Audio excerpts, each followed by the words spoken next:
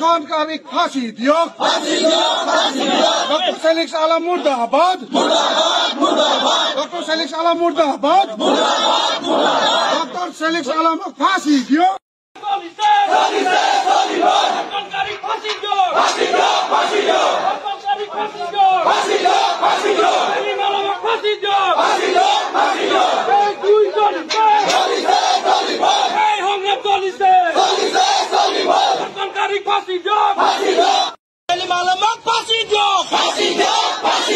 Dr. Salim Alam ফাঁসি দিয়ক police প্রশাসন শুনিল অসম চৰকাৰ শুনিল অসম স্বাধীনতা জিন্দাবাদ নারী হকি জিন্দাবাদ অসম স্বাধীনতা জিন্দাবাদ নারী হকি জিন্দাবাদ আমার এই জয় চলিছে শুনিল নারীর উপরে অত্যাচার ডক্টর সালিম আলমক ফাঁসি দিয়ক নারীর উপরে অত্যাচার করে ডক্টর সালিম আলমক ফাঁসি দিয়ক We want justice. We want justice. Salim আলমক ফাঁসি দিয়ক দানৱৰূপী চিকিৎসক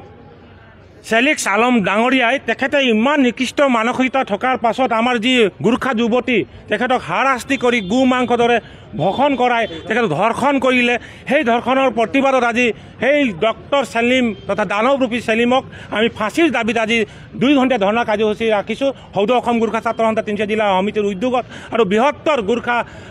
আঞ্চলিক সমিতি আছে সহযোগত আৰু আমাৰ এটাই দাবী সৰকাৰ তথা প্ৰশাসনক যি দানৱৰূপী ডক্টৰ সেলিক্স আহমেদ আলম ডাঙৰীয়া আছে তেখেতক অতি শীঘ্ৰে তেখেতক ফাঁসিৰ কাঠত ওলমাব লাগে যাতে অনাগত দিনত এনে ধৰণৰ ঘটনা আৰু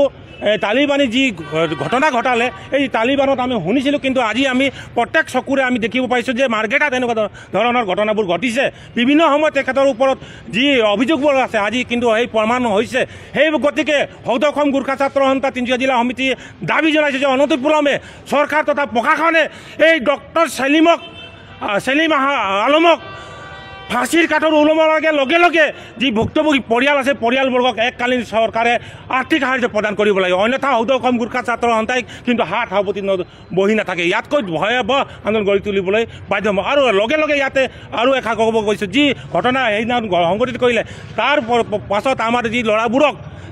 বা আমাৰ যি হতিতসকলক তেওঁলোকে এফআইআৰ ৰুজু কৰিছে কিন্তু এই এফআইআৰখন তেওঁলোকে যদি উঠাই নলয় কিন্তু ইয়াতকৈ ভয়ংকৰ কিন্তু আন্দোলন গঢ়ি তুলিবলৈ আমি বাধ্য হ'ম সেইবাবে আমি ক'ব বিচাৰোঁ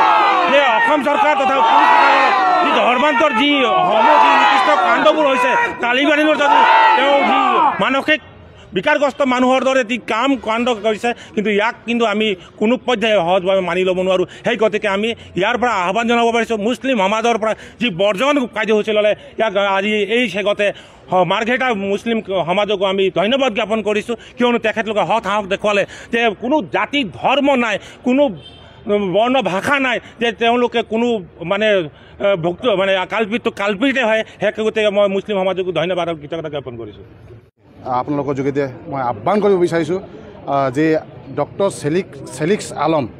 তেখেতে যোনটো জঘন্য অপৰাধ কৰিছে এজনী উঠি অহা নৱপ্ৰজন্মৰ ছোৱালীক ভুৱা প্ৰতিশ্ৰুতি ভুৱা প্ৰলোভন দি তাইক চৰকাৰী চাকৰি নিযুক্তি দিম বুলি কিনে চিভিল হস্পিটেলত তাইক পাৰ্চনেল PA হিচাপে কৰ্মৰত কৰাই থকা অৱস্থাতে ডক্টৰ সেলিক্স আলমে এই যুৱতীজনীক নিচাযুক্ত দ্ৰব্য খুৱাই মেলি ধৰ্ষণ কৰি তাইৰ পাৰ্চনেল ভিডিঅ' বনাই মেলি তাইক মানে বাউণ্ড কৰিছে যে গৌ মাংস ভক্ষণ কৰিবৰ কাৰণে তাইক ধৰ্ম পৰিৱৰ্তন কৰিবৰ কাৰণে ইছলাম ধৰ্ম অপনাবৰ কাৰণে তাইক মানে বাউণ্ড কৰিছে সেই যোনটো কৃতি কাৰ্যক আমি তীব্ৰভাৱে গৰিহণা দিছোঁ সৌদ অসম গোৰ্খা ছাত্ৰ সন্থাই কিন্তু হাতত হাত বান্ধি আমি নাথাকোঁ বুলি আমি সকীয়াই দিছোঁ সেই মানসিকতাক আমি সকীয়াই দিব বিচাৰোঁ যি মানসিকতাই হিন্দু আমাৰ জীয়ৰী ছোৱালী বোৱাৰী আমাৰ গোৰ্খা জীয়ৰী ছোৱালী বোৱাৰীক যদি ধৰ্ষণ কৰিব বিচাৰে অন্যত দিনক বা ইউজ কৰি কিনে বেয়া পথত লৈ যাব বিচাৰে তেখেতসকলক এই মানসিকতাক আমি ধিক্কাৰ দিব বিচাৰিছোঁ আৰু আমি তেখেতসকলক সকীয়াই দিব বিচাৰিছোঁ আৰু আমি চৰকাৰক নিবেদন কৰি আছোঁ যে অতি শীঘ্ৰে অনতিপলমে ডক্টৰ সেলিক্স আলমক গ্ৰেপ্তাৰ কৰে আৰু তাক উপযুক্ত শাস্তি প্ৰদান কৰে, তাক ৰেপ কেছত শাস্তি প্ৰদান কৰিব লাগিব আৰু বিভিন্ন ধাৰা অন্তৰ্মধ্যে তাক মানে তাক ধৰি মেলি তাক জেল হাজতত প্ৰেৰণ কৰিব লাগে বুলি আমাৰ দাবী। আৰু আমি অসম চৰকাৰৰ মান্যবৰ মুখ্যমন্ত্ৰী ডাঙৰীয়াক আমি এটা ৰিকুৱেষ্ট কৰিছোঁ যেন তেখেতেও এটা নিদৰ্শন দাঙি ধৰে, এটা এক্সাম্পল ছেটআপ কৰে, যেনেকৈ আমাৰ উত্তৰ প্ৰদেশৰ CM যোগী ডাঙৰীয়াই কৰিছে। যেনেকৈ আজি যিবিলাক কালপিতক তেখেতসকলে বুলডোজাৰ চলাই কিনে তেখেতৰ ঘৰৰ আৱাস ভাঙি দিছে আৰু জেল হাজতত পঠাইছে, যদি পলাইছে তেনেহ'লে তেখেতৰ বিৰুদ্ধে ব্যৱস্থা গুলী মাৰিছে, তেনেকৈ কৰি কিনে আমিও বিচাৰিছে আমাৰ CM ডাঙৰীয়া এটা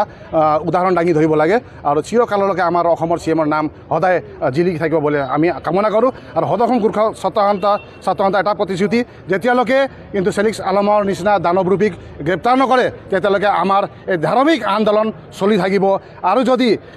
ইয়াতে যদি আমাক বাধা বিঘিনি কৰে আমি পৰৱৰ্তী পৰ্যায়ত ইয়াতকৈ জংগী আন্দোলন গঢ়ি তুলিবলৈ আমি বাধ্য হৈ যাম। তাৰ কিন্তু সম্পূৰ্ণ জগৰীয়া স্থানীয় প্ৰশাসন হ'ব।